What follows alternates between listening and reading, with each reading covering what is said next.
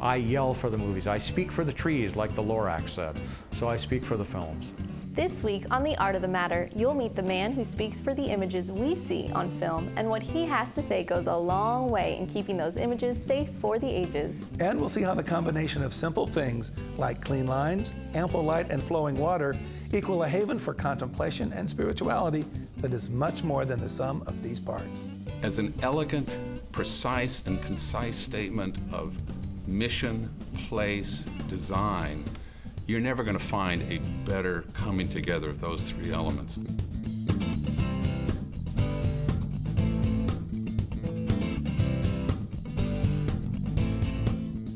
Welcome once again to The Art of the Matter. We're your guest hosts. I'm Jim Simmons. And I'm Erin, Earnest, and we're some of the behind-the-scenes people who work on The Art of the Matter. And we're here to pay a little homage to someone we think might be one of the greatest behind-the-scenes movie people of all time. Now, he's not a gaffer, a best boy, a DP, a director, a makeup artist, a set designer, a costumer, a production assistant, or even a personal assistant. In fact, he's not part of the actual process of making the film at all. Nope, but he is critical to seeing to it that we have the movie memories to share for all time. Eric Grayson takes classic films and restores and preserves them. And some of the old-time movies he gets are pretty bad shape.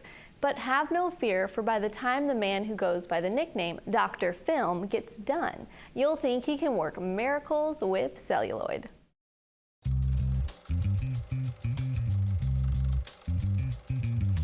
I try and preserve and restore and save and share old movies. That's what my job is.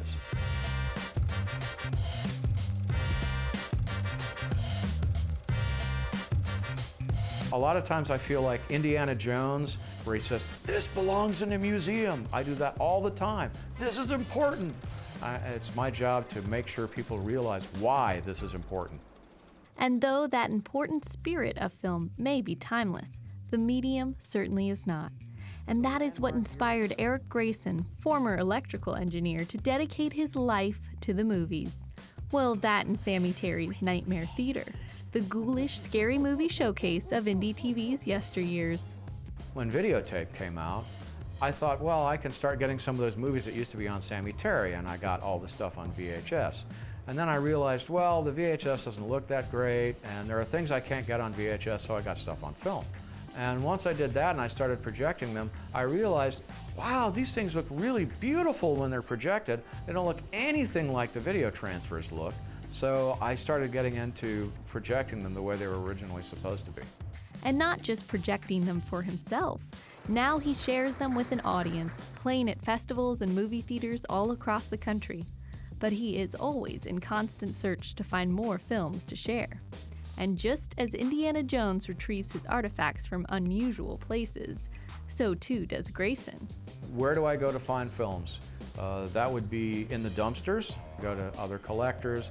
I get theatrical people call me and say, my theater's closing down.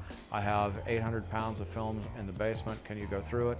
There's all kinds of things like that. You never know where you're going to find some film. It's not hard to find the only print of something. I have a lot of films that this is the only print of this. And if you find that only print cracked and unprojectable, how do you restore it? Well, there are two ways that you restore a film. The first way you restore a film is to restore it chemically if you have to do that. So this is camphor, and it's very pungent. They use it in cough drops and cough medicines, but it also has a neat property. And that neat property is that if you stick it in a sealed can, it vaporizes, and what that does is it plasticizes the films, and it makes it so that this film that could not be run a few years ago now was run at a film festival in May. If you have a problem with a film that is beyond the realm of photochemical restoration, then you have to go to digital restoration. And I always like to try and do digital restoration so that it goes back to film too, because computers are not archival. I love computers. I grew up on computers. I use computers, but a piece of film never said, beep, hard drive not found. And thanks to that archival quality, what once was lost can now be found.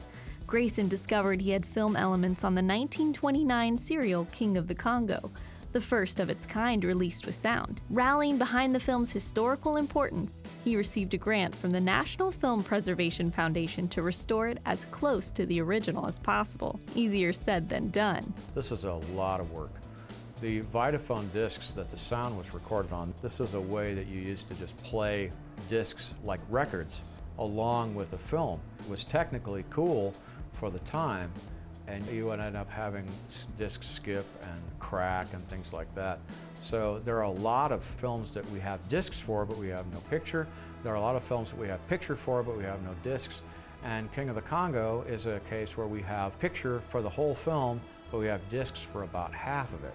And so I've been combing all the collectors, trying to find where things are, and we found some collectors up in Michigan that had 6 discs, and then Ron Hutchinson, who is the king of Vitaphone collectors, he had another 4 discs.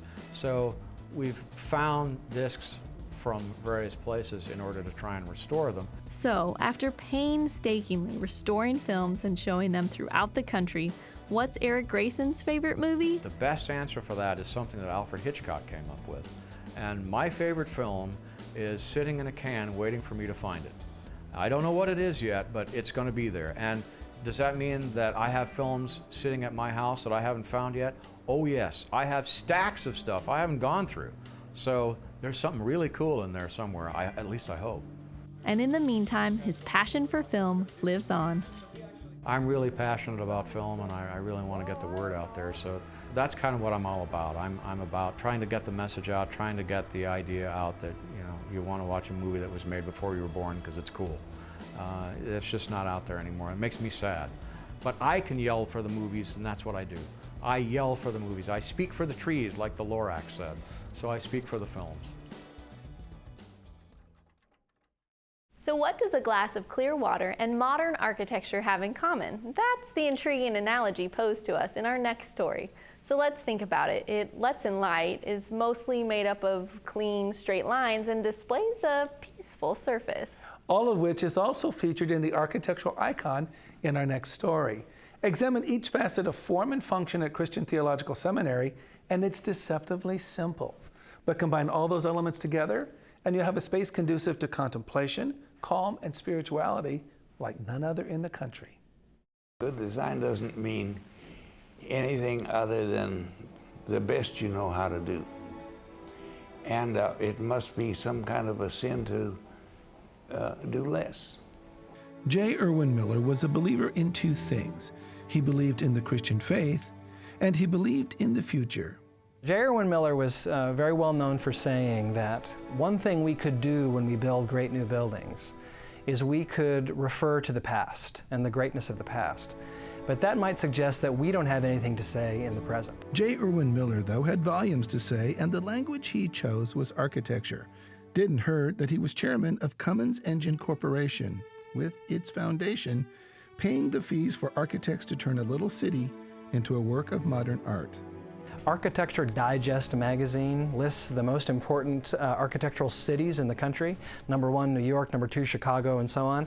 Number 6 on that list is Columbus, Indiana. Just the other day, we got a call from an architecture touring company based in New York City, and they go around the world and they bring architecture enthusiasts across the world to different cities to enjoy great architecture. So they're doing a tour to Columbus, Indiana, and they're doing one other building, and that's this building here in Indianapolis. Here's the Miller-Columbus-Indy connection. For while he was on the board of Butler University and its School of Religion, Miller brought in a like-minded modernist to be the architect for that school when it transitioned into an independent entity, Christian Theological Seminary. The building, though, still remains a bit of a best-kept secret to many people living just a stone's throw away. It's a building in a plain brown wrapper, you might say. It's a modest building, almost a humble building from the street. If people take the time to stop and come visit CTS, I think they'll be very surprised. You walk down the corridors, you see light spilling in from a doorway 100 feet away. That light comes in through the clear walls, fills the space. How can an architecture without detail, without embellishment, without the curlicues or the lovely Gothic arches, nonetheless communicate as calm and meditative and in a sense, in a very real sense, spiritual?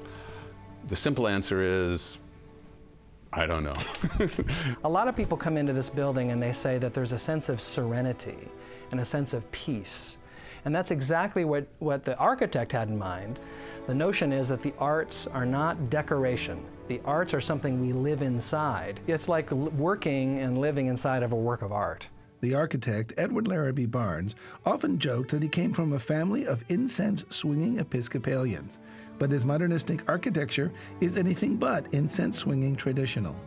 In a sense, it actually helps to think of this building as not being a building so much as it is a choreography, a visual experience. It's so elegant and it's so lyrical in a sense, and it's perfectly pitched to the mission of the building, which is contemplation. And completion. For after Christian Theological Seminary opened in 1966, Barnes returned 11 years later to design its library and revisited CTS 10 years after that to sculpt its chapel. It's a rare opportunity, let me say, to have an architect of that stature available over a period of 20 years to refine his own designs, refine his own vision.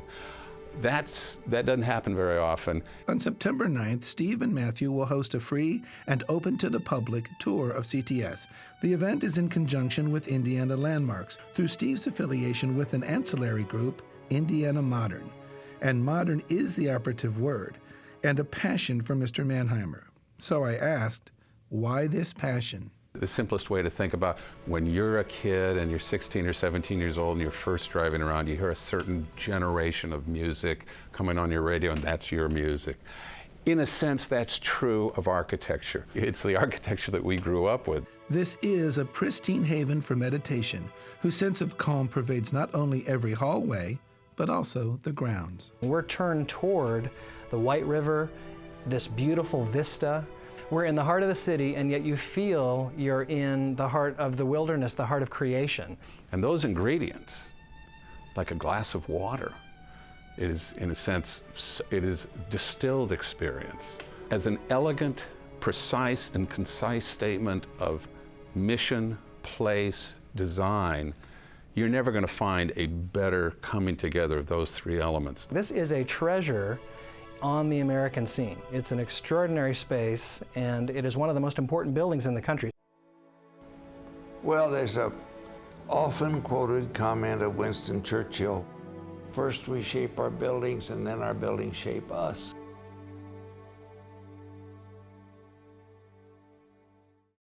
As you might imagine, the theme of our show has been making art accessible down through the ages, or merely by a stroll down a corridor. That's what Denver's Wonderbound has adopted as its mission as well. And as you'll see, from reinvented costumes to vaudevillian ballads to classic ballet, the audience that gets to drop in on these one-of-a-kind shows is not at all one that you might expect.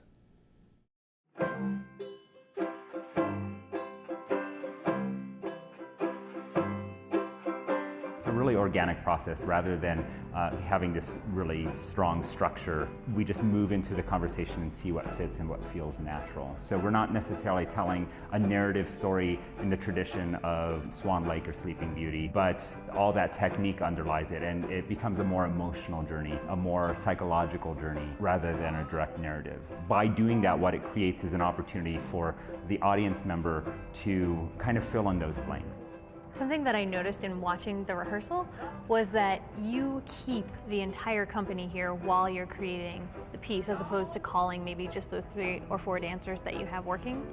Why do you make that decision as a company? When I'm creating a new work like this one, where I'm kind of fleshing out the narrative while I'm creating with them, it really helps me to kind of see who I have available. Sometimes I'll make a discovery mid-process in a movement that this particular character or this particular person has a role in it that I didn't foresee.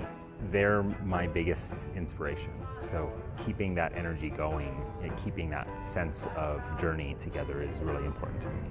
I think in the end, it really is a process of discovery for all of us. The new full-length ballet, A Gothic Folktale, is the result of Wonderbound's latest discovery process. A Gothic folktale really has been an evolving idea. And it is what we would call a Mongo collaboration. Mongo because, in addition to its 11 dancers, Wonderbound's Faye and Eamon enlisted the creative energy and talent of an illusionist and a musician to help craft its latest ballet. One of the things I did do for this project specifically was pick up the tenor banjo. It's a smaller version of the banjo, and it's got 4 strings, and it was used a lot in vaudevillian music, and so with the feel and the concept of the project, I felt like that just fit in really well. When Garrett and I first discussed the show, he gave me such a fantastic question, which was, if there's anything you've always wanted to do on stage, what is it so we can make it happen? And that is a fantastically exciting element of what we're doing. My greatest trick is turning adults into children, just taking people away from their daily lives and putting them somewhere else, even for just a moment. Costume designer Rachel Krass stitched together the magic, mood, and mysticism established by Gothic folktale's other elements. In Gothic, we have lots of different elements from lots of different eras. This jacket is for one of our dancers. He is supposed to be kind of like the producer of this vaudevillian magician show. It's made to be a little more imposing, to show that authority, and to be also very regal and elegant. Visually, you can kind of expect a lot of different textures. We're really big on volume and movement here, so there'll also be a lot of very velvety fabrics and lots of different surprises. Traditionally, dance companies present works once every few months. Wonderbound challenged itself to explore how it could not only reach audiences more frequently, but also engage with the community. With that goal in mind, Wonderbound, formerly Ballet Nouveau Colorado, relocated to an unconventional dance space in Denver. We're surrounded by 3 homeless missions, and our audience on a daily basis is the homeless, and they will stand outside our garage doors for hours, and they'll clap, and they'll bring their friends from the neighborhood, and it gives them something that they desperately need, and I think it can promote hope. Add a little beauty to their lives where maybe they need a little beauty, but also engage in a deeper, a more subtle conversation about how we're all connected in a community. And that's what dance comes from. It comes from coming together. It is something that's meant to be shared. That's it for this, The Art of the Matter. What we've seen is that behind every work of art is a soul devoted to executing that work with passion and perfection. So keep that in mind the next time you find yourself at a play, a concert, a gallery. After the art itself takes your breath away and sets your emotions soaring, think about all the long hours of determination and meticulous planning that made your experience possible. That's one way to appreciate the work all the more. Good night.